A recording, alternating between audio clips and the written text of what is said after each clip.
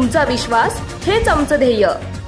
सारखं फुकट मागून चालत नाही असं वक्तव्य उपमुख्यमंत्री अजित पवारांनी केलंय।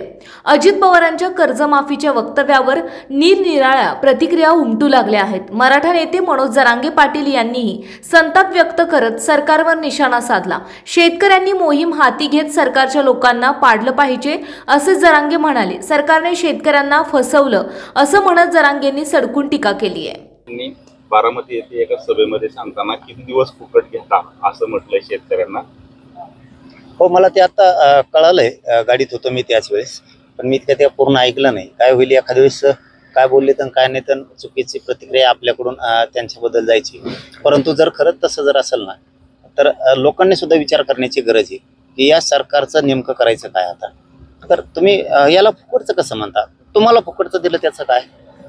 तुमचं सरकार या जनतेनं या शेतकऱ्यांनी फुकट दिलंय फायदा व्हावं म्हणून, आणि तुम्ही जर इतकं हिणून आणि अपमानास्पद शेतकऱ्यांना बोलणार असाल तर या सरकारबद्दल मग ते तिघही असो त्यांच्याबद्दलची भूमिका स्पष्टपणानं शेतकऱ्यांनी घेतली पाहिजे। आता मात्र आपल्याला जरी फुकट म्हणतात, किती दिवस खाता म्हणतायत, तुमची कर्जमाफी का करायची, तुम्हाला हप्ते फेडायला काय झालं, अशा जर अर्वाच्य शब्द म्हणून त्याला जर असे उच्चार करणार असले ना, आता शेतकऱ्यांनी त्यांचे पुरे लोक पाडले पाहिजे, सरकारचे लोक ठेवले नाही पाहिजे। त्या हे काय होतं आपल्याला इथे मग दया माया शेतकऱ्याला आपण जातो विसरू आणि मग पुन्हा हे आपल्या काळजात बाणा। मग हे किती दिवस चालून देणार आहे बाबा? शेतकरी बांधवांची एक धास्ती निर्माण झाली पाहिजे।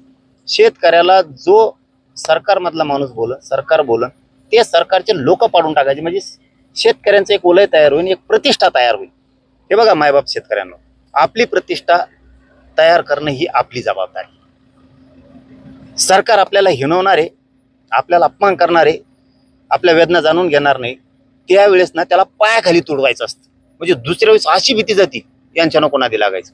जसं की उदाहरणार्थ मराठ्यांना त्रास दिला, लोकसभेला कार्यक्रमच केला यांचा, ती मोहीम जर शेतकऱ्यांना हातात घेतली ना शेतकऱ्याच्या पायावर लोळून घेते नाही, ते करावंच लागणार आहे।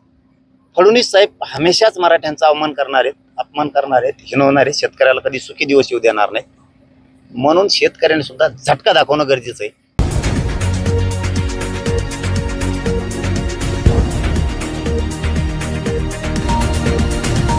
महान्यूज, तुमचा विश्वास हेच आमचं ध्येय।